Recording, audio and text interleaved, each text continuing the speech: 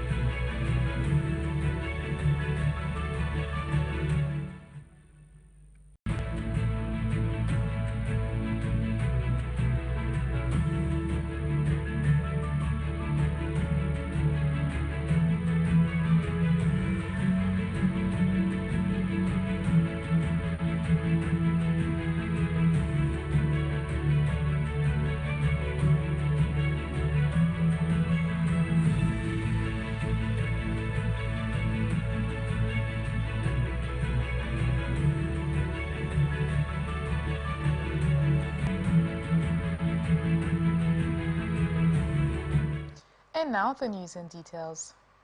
Kenyan police put up roadblocks on streets leading to the presidential palace on Thursday as some protesters vowed to occupy State House despite the president's climb down on proposed tax hikes that sparked a week of demonstrations. It was not clear how far protesters would be mollified by President William Ruto's Wednesday decision to withdraw the finance bill a day after clashes killed at least 23 people and saw Parliament being stormed briefly. Ruto is grappling with the most serious crisis of his two-year-old presidency as the youth-led protest movement has grown rapidly from online condemnations of the tax hikes into mass rallies demanding a political overhaul. Lacking a formal leadership structure, however, protest supporters were divided on how far to carry the demonstrations. Let us not be foolish as we fight for a better Kenya, Boniface Mwangi, a prominent social justice activist, said in an Instagram post. He voiced support for demonstrations on Thursday, but opposed calls to invade State House, the president's formal offices and residence, a move that he said could spur more violence and be used to justify a crackdown. Although some protest supporters say they would not demonstrate on Thursday as the finance bill had been scrapped, others pledged to press on, saying only Ruto's resignation would satisfy them.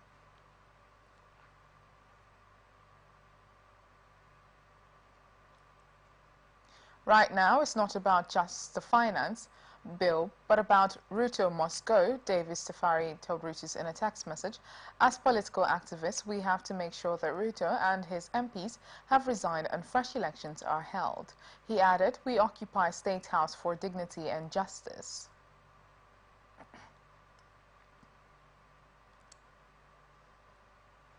North Korea has successfully conducted an important test aimed at developing missiles carrying multiple warheads, state media agency said on Thursday, a claim rejected by South Korea as deception to mask a failed launch.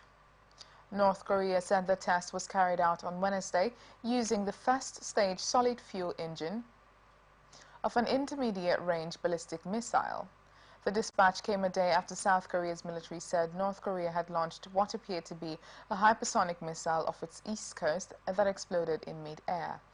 Media agencies said the missile succeeded in separating warheads, which were accurately guided to 3 preset targets, in a test that was aimed at developing multiple independently targetable re-entry vehicle technology. The purpose was to secure the capability to destroy individual targets using multiple warheads, it said. South Korea's military said a joint analysis by the South and the U.S. military points to the missiles blowing up in its initial stage of flight. Today, North Korea disclosed something, but we believe it is simply a means of deception and exaggeration, Lee Sung-jun, the spokesman for South Korea's Joint Chiefs of Staff, told a briefing. The photos released by the North, purporting to be of Wednesday's test, were also most likely fabricated or recycled pictures from a previous launch, he said. South Korea, the United States and Japan condemned the launch as a violation of UN Security Council resolutions and a serious threat and warned against additional provocations in the wake of last week's summit between North Korea leader Kim Jong-un and Russian President Vladimir Putin. On Thursday, the three countries began large-scale joint military drills involving Navy destroyers, fighter jets, and the nuclear-powered U.S. aircraft carrier Theodore Roosevelt, aimed at boosting defense against missiles, submarines, and air attacks. The Freedom Edge exercise was devised at the three-way summit at Camp David last year to strengthen military cooperation amid tensions on the Korean peninsula stemming from North Korea's weapons testing. North Korea has denounced the arrival of the carrier as a very dangerous show of force. During Putin's first visit to North Korea in 24 years, the two leaders signed a mutual defense pact, which Kim lauded as an alliance, but which South Korean President Yoon Suk-yeol called anachronistic. On Thursday, South Korea announced sanctions on 4 entities, 2 Russian shipping companies among them, as well as 4 Russian vessels for involvement in illegal shippings of weapons and petroleum products. Taiwan's government raised its travel warning for China on Thursday, telling its citizens not to go unless absolutely necessary, following a threat from Beijing last week to execute those deemed die-hard Taiwan independence supporters.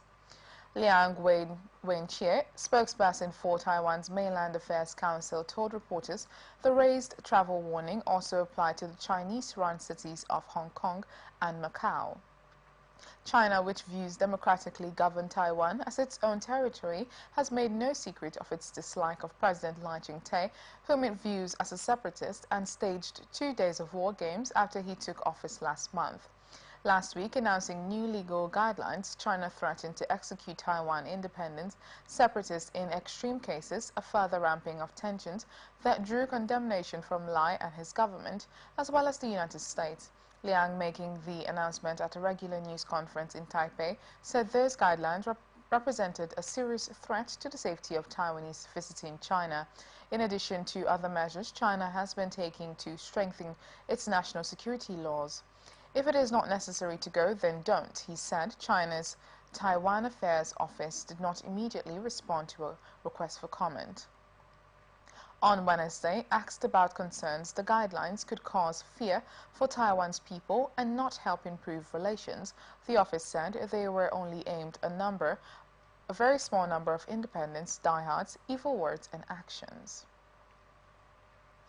International efforts to isolate Myanmar's ruling junta appear to have dented its ability to purchase new military equipment from overseas, but the military is still able to access money and weapons for its war against anti-coup forces, a UN expert said in a report published on Wednesday. Myanmar has been plunged in turmoil since the military seized power from an elected government in a 2021 coup, which sparked financial sanctions imposed on the military, banks and other associated businesses by Western countries. More than 3 years on a protest movement against the coup has evolved into a full-blown civil war, with the military accused of launching airstrikes on insurgents and civilians alike as it has lost control of large swaths of territory. A report by the UN Special Rapporteur on the situation of human rights in Myanmar, Tom Andrews, found the value of weapons, dual-use technologies, manufacturing equipment and other materials imported by the junta amounted to $253 million in the year up to March 2024. That was a third less than the previous year, the report said, thanks to efforts by Singapore to prevent its companies from aiding the junta. Andrews said the progress showed that sanctions and other international efforts can have an impact on the junta's ability to resupply and therefore reduce the military's ability to launch attacks like airstrikes that have killed civilians in their villages. The very means by which they are attacking these villages are dependent upon their access to weapons and materials supplied from overseas, Andrews said. Myanmar's military denies accusations it has committed atrocities against civilians and says it is fighting terrorists. Officials have played down the impact of sanctions and say they only delay the military's plan to return the country to democracy. Andrews looked at purchases by entities controlled by the junta's defense ministry, identifying $630 million in military procurement between 2022 and 2024. Exports from Singapore dropped more than $110 million in the 2022 fiscal year, just over $10 million, the report said. However, Myanmar's neighbor, Thailand, partially filled the gap. Companies registered in Thailand transferred weapons and related materials worth $120 million in the 2023 fiscal year, compared with $60 million the year before, the report said. China's Communist Party will hold a long-delayed third plenum from July 15 to 18th. The Xinhua news agency reported on Thursday. The decision was announced at a meeting of the Politburo, a top decision-making body of the ruling Communist Party.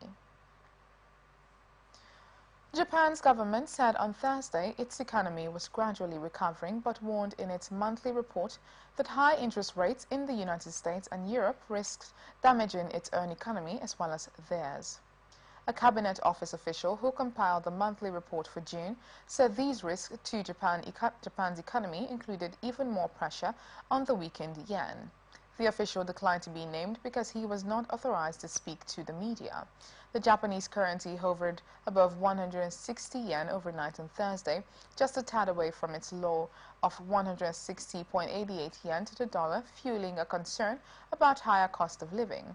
Sharp yen weakening has raised a concern about the cost of living through surging import bills, which deals a blow to resources poor Japan.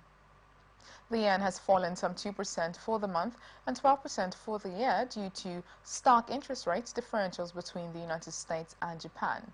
The Japanese economy is recovering at a moderate pace, although it recently appears to be pausing, the report said.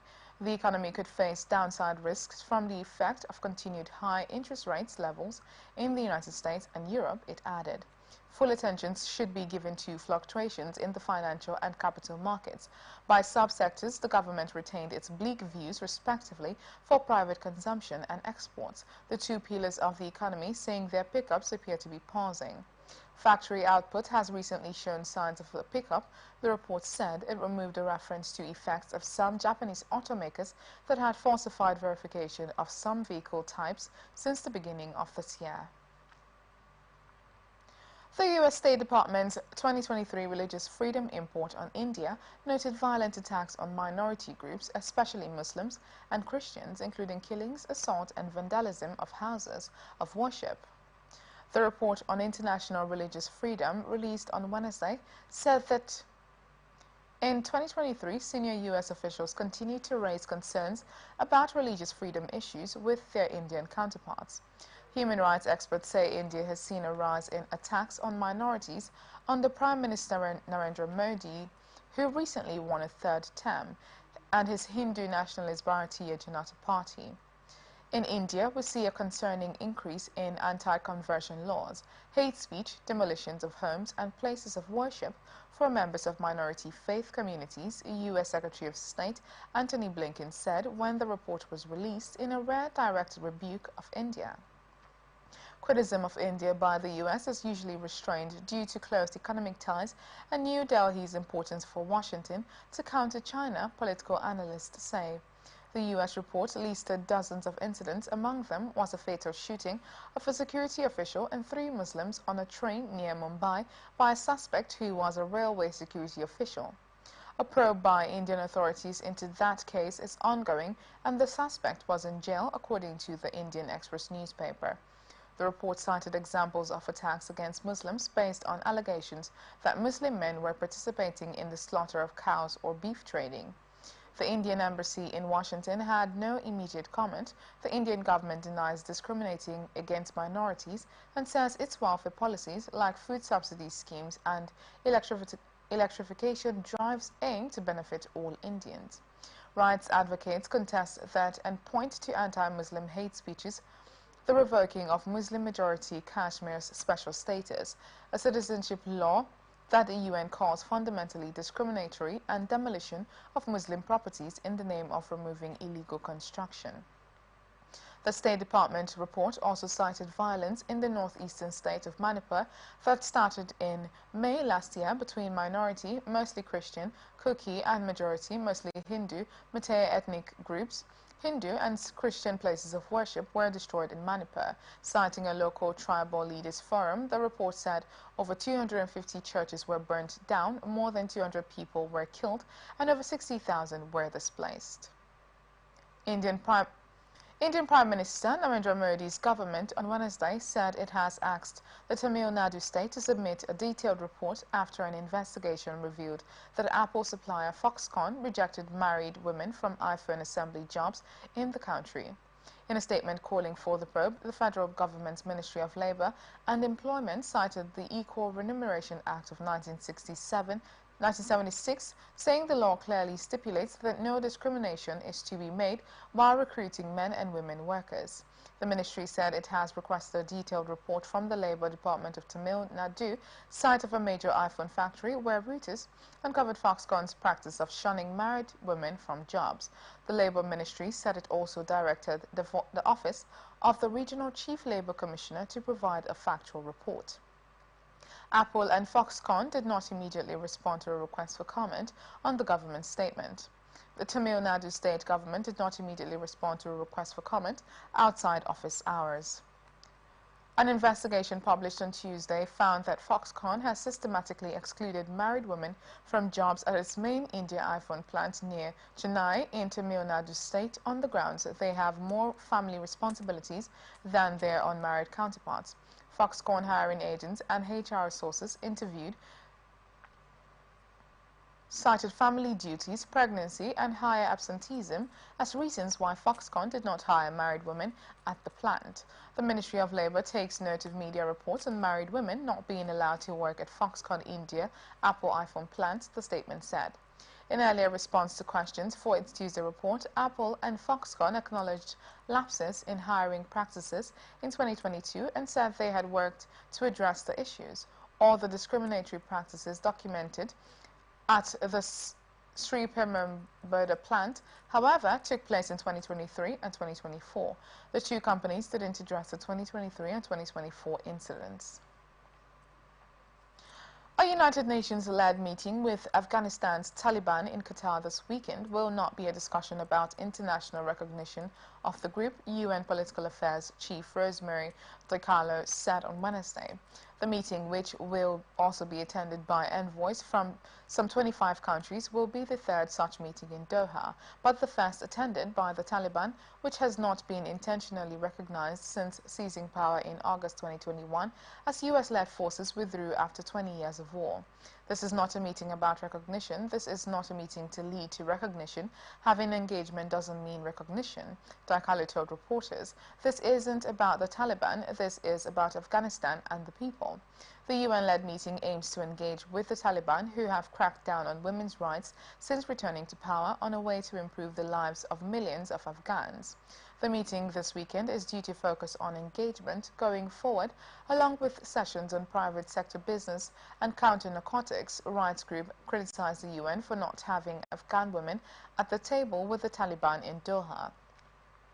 UN officials and the country envoys attending the Taliban meeting are also due to meet separately with Afghan civil society group. I want to emphasize this is a process. We are getting a lot of criticism. Why aren't women at the table? Why aren't Afghan women at the table? Why is civil society not at the table? This is not an inter-Afghan dialogue, DiCarlo said. I would hope we could get to that someday, but we are not there. Since the Taliban returned to power, most girls have been barred from high school and women from universities. The Taliban have also stopped most Afghan female staff from working at aid agencies, closed beauty salons, barred women from parks, and curtailed travel for women in the absence of male guardian. The Taliban say they respect rights in line with their interpretation of Islamic law. Another child died of malnutrition in northern Gaza overnight, and 6 people were killed and several wounded in renewed Israeli bombing of residential areas of Gaza City.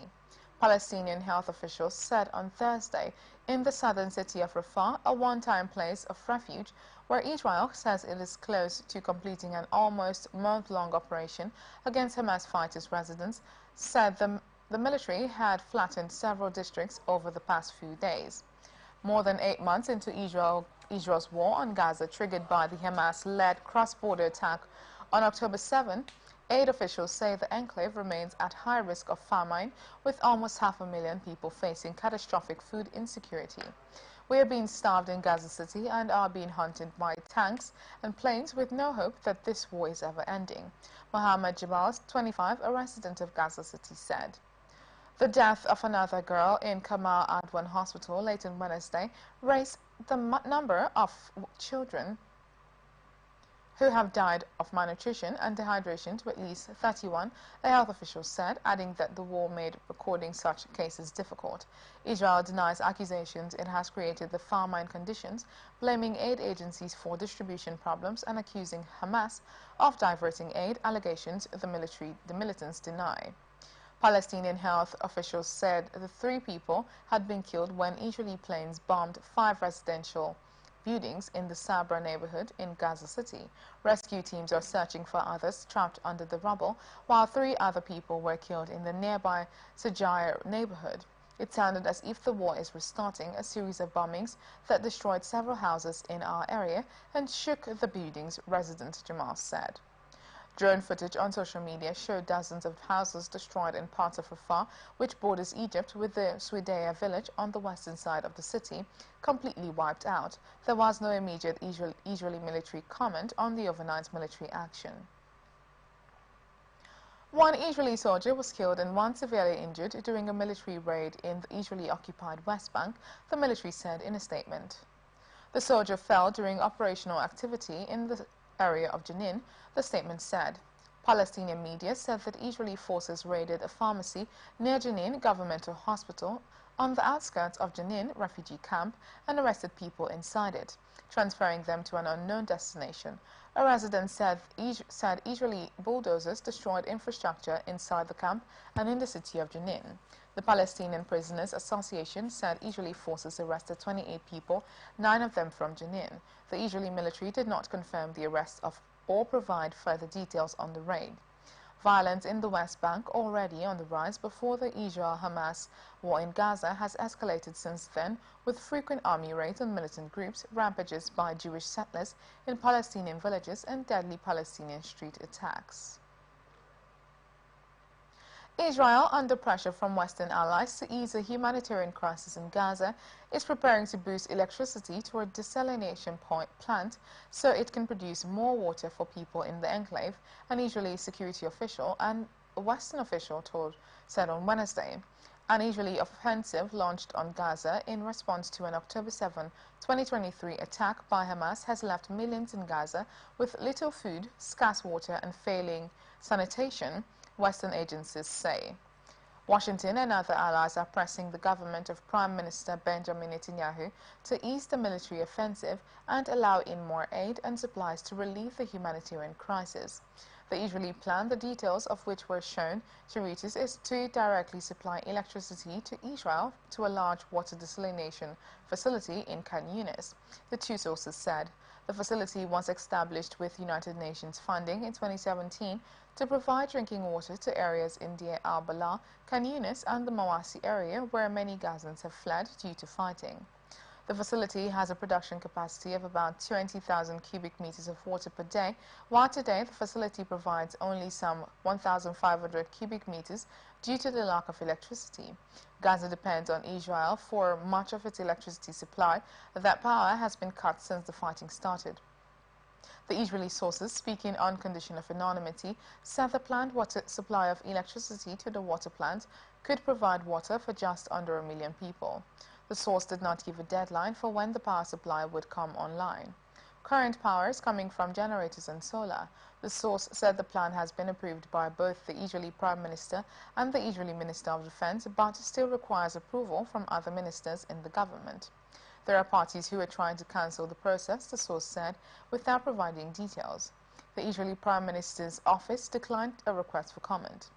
A Western official familiar with the plan, speaking on condition of anonymity, also said preparations were being made to restore the power to the plant.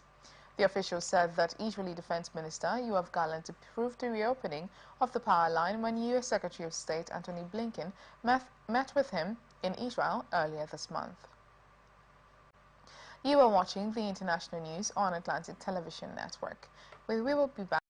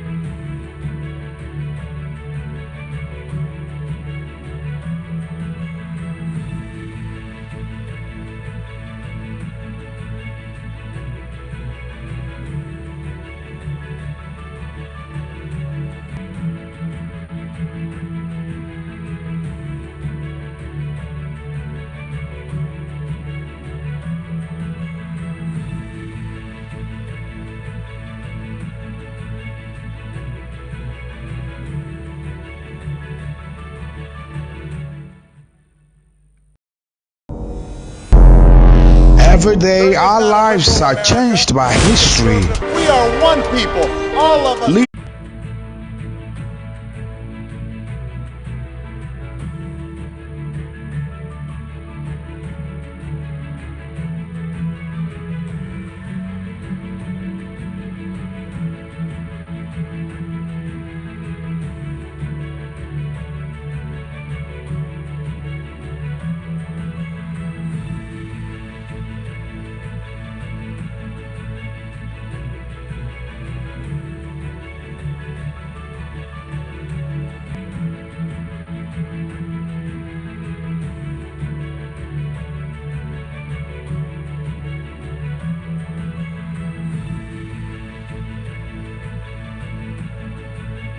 Welcome back. This is the International News on Atlantic Television Network.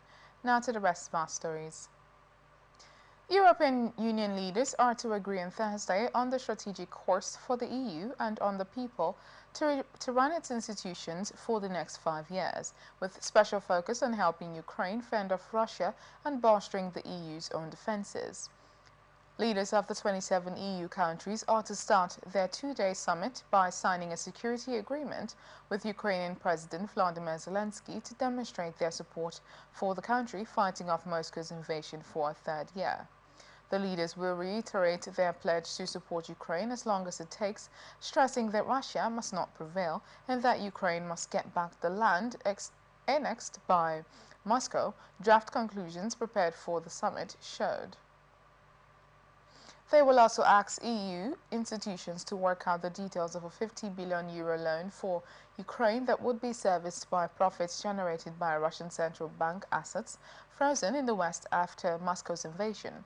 Investment in defense is to be part of the EU strategic agenda that leaders aim to agree on at a summit, a document that tells EU institutions what European governments want them to focus on during their 2024 to 2029 term. Apart from defense, the draft strategic agenda calls for boosting EU competitiveness to better withstand economic pressure from China and the United States, and for preparing the bloc for enlargement that would include Ukraine, Moldova, and the Western Balkans.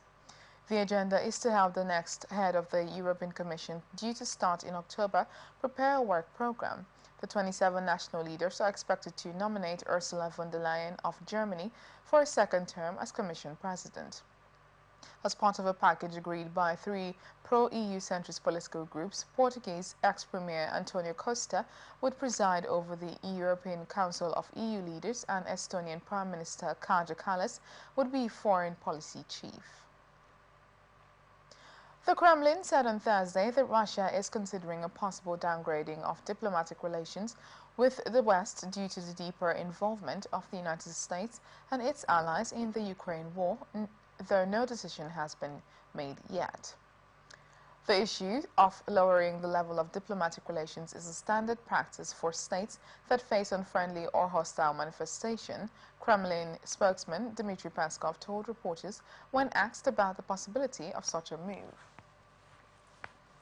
Due to the growing involvement of the West in the conflict over Ukraine, the Russian Federation cannot but consider various options for responding to such hostile Western intervention in the Ukrainian crisis. Peskov said that no decision had yet been made on the matter and that Russia was considering different ways to respond to the West. More Ukrainian army recruits could receive basic training in Germany from next year if Kyiv moves some further military education back to Ukraine, an EU commander said, as the requirements for troops grow amid the ongoing war with Russia. We have received more training requests as Ukraine continues to mobilize, in particular for basic training, which is mainly being done by Britain, Lieutenant General Andreas Marlow, head of the EU's Special Training Command near Berlin, said in an interview on Thursday.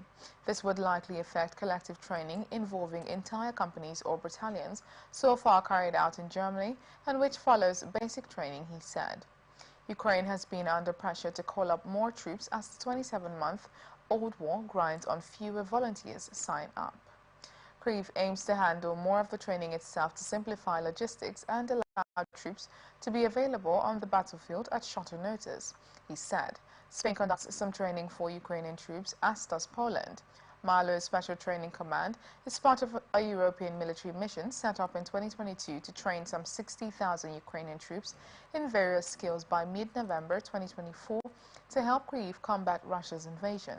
In Germany, instructors from 14 nations have been teaching troops to operate tanks or air defense systems such as Patriots and IRIS-T, while snipers, engineers, paramedics, and drone operators learn their trades, and IT experts are taught how to fend off hackers. A fire that broke out on Thursday morning at Denmark's tax ministry in central Copenhagen, which sent a plume of thick black smoke into the air, has largely been extinguished and no one was injured, the city's fire department said. We are still having minor fires on the roof, but we've handled the situation and the fire is not spreading anymore. Copenhagen Fire Department Incident Manager Tim Ole Simonsen said. It was not immediately clear what caused the fire, Simonsen said, adding that police would investigate. The blaze comes after Copenhagen's Old Stock Exchange, a 10-minute walk from the tax ministry, was toppled by fire in April. The tax ministry office complex was evacuated along with other nearby buildings, according to police. Everybody is safe and nobody's hurt, Simonsen said. Tax Minister Jeb Bruce said he was in a meeting when the fire broke out and that the emergency services responded promptly. The alarm went off and I went outside the meeting room and I could immediately smell the smoke from the fire, so I got my bag and got out of the building, Bruce said, adding that the process was calm. When we got out, we could see the flames on top of the building, he said. Once we got out of the building, we could already hear the sirens of the fire trucks arriving very fast. London's Metropolitan Police said on Thursday it was investigating a small number of bets made on the timing of next week's national election, with at least 7 of its own police officers identified as having placed such wagers. We have agreed a joint approach with the Gambling Commission, who are the appropriate authority to investigate the majority of these allegations, Detective Superintendent Catherine Goodwin said in the statement. There will, however, be a small number of cases where a broader criminal investigation by the police is required. As well as breaching gambling regulations, these cases could involve additional offences such as misconduct in a public office, the Met said. The Met said it had compared the names of those who placed bets on the timing of the election against the list of their officers, and so far 7 had been identified. One, a member of the Special Protection Unit, who media have reported was one of the Prime Minister Rishi Sunak's bodyguards, has been arrested. Earlier this week, both Sunak's Conservatives and the opposition Labour Party withdrew support for candidates who are being investigated over bets relating to the July 4th election. Two senior Conservative Party officials are also being investigated. We are focused on an investigation into confidential information being used to gain an unfair advantage when betting on the date of the general election. Andrew Rhodes, Chief Executive of the Gambling Commission, said, "Our enforcement team has made rapid progress so far and will continue to work closely with the Metropolitan Police to draw this case to a just conclusion." British Prime Minister Rishi Sunak and Labour leader Keir Starmer went head-to-head on Wednesday in their last debate before an election next week, with both launching highly personal attacks over their and their party's credibility. With Sunak's Conservatives trailing Labour by around 20 points in the polls, the Prime Minister went on the attack, accusing Starmer of not being straight with the country on migration, tax and women's rights, and urging voters not to surrender to the Labour Party. Starmer responded that Sunak was too rich to understand the concerns of most ordinary Britons. A Snap YouGov poll said the debate had been a tie with both on 50%. On immigration, one of the top concerns for British voters, Sunak rejected Starmer's argument that he would seek to return migrants to their home countries, saying many had arrived in Britain from Iran, Syria and Afghanistan. Is he going to sit down with the Iranian Ayatollah? Are you going to try and do a deal with the Taliban? It is completely nonsensical. You are taking people for fools. Polls indicate that Labour's Starmer is on course to win the election with a large majority, ending 4 years of Conservative rule. The two leaders have met at several debates or public sessions, with voters increasingly focusing on who was better suited to lead the country. Starmer said the country was exhausted after 14 years of Conservative chaos and that he would better understand the challenges of many families who have struggled under soaring inflation and the cost of living crisis. Part of the problem we have with this Prime Minister is that his lived world is millions of miles away from the lived worlds of individuals across the country, the businesses and the families that they are trying to support, he said. British businesses and households are generally coping well with high interest rates, although some, especially renters, pressure, the Bank of England said on Thursday. However, global asset prices were vulnerable to a sharp correction as investors were generally demanding very little compensation for the risk they were taking on. The BOE said in a half-yearly update on financial stability risk, markets continue to price for a benign central case outlook, despite the global risk environment facing several challenges. BOE's Financial Policy Committee said after a quarterly meeting. Risk identified by the BOE included commercial real estate in the United States and elsewhere, and increased volatility from overseas elections, such as those coming up in France, which have hit French government bond prices. The BOE's half-yearly financial stability report comes just a week before Britain's own elections, which polls suggest will see Labour Party leader Keir Starmer deliver a heavy defeat to Prime Minister Rishi Sunak and his Conservative Party. Last week, the BOE kept its main interest rate at a 16-year high of 5.25%, despite inflation returning to its 2% target in May, as it waited for more evidence that longer-term sources of inflation, pressures such as wage growth, were easing. In its previous FPC report in March, the BOE said UK borrowers had been resilient to the impact of higher interest rates, and it stuck with this interview in June. The BOE said around a third of British mortgage holders were still paying rates of less than 3% and were likely to see their average monthly mortgage payments rise by £180 or 28% as they refinance. However, the proportion of households struggling with mortgage payments was expected to stay far below levels seen after the 2008 global financial crisis due to tighter lending rules over the past decades. By contrast, many renters were struggling. The proportion who were behind on their rents had risen to 16.5% this year from 15.7% a year earlier as landlords passed on the cost of higher mortgage rates. Many renters and poorer households were running down their savings, and charities had reported a significant number of lower-income households borrowing to pay for essentials, the BOE said. The U.S. Supreme Court appears poised to allow for now abortions to be performed in Idaho in cases of medical emergencies for pregnant women, according to an apparent draft ruling in the case that a spokesperson said was inadvertently and briefly uploaded to the court's website. The document was published by Bloomberg after the court issued two rulings earlier in the day, as the justices near the end of their current term, with decisions in several major cases due to be announced in the coming days. The disclosure of the document represented another embarrassment for the top U.S. judicial body, coming 2 years after the draft of a blockbuster ruling rolling back abortion rights was leaked in advance. The Idaho case has not been released, court spokesperson Patricia McCabe said in a statement. The justices heard arguments in the case in April. The court's publications unit inadvertently and briefly uploaded the documents to the court's website. McCabe added, saying the ruling will be issued in due course. It was not immediately confirmed the authenticity of the document. The decision, as reflected by the document, would effectively reinstate a lower court's ruling that had found that Idaho's near-total abortion ban to a 1986 U.S. law known as the Emergency Medical Treatment and Labor Act when the two states conflict. EMTALA ensures that patients can receive emergency care at hospitals that receive funding under the federal Medicare program. President Joe Biden's administration sued Idaho, arguing that EMTALA takes precedence over state law.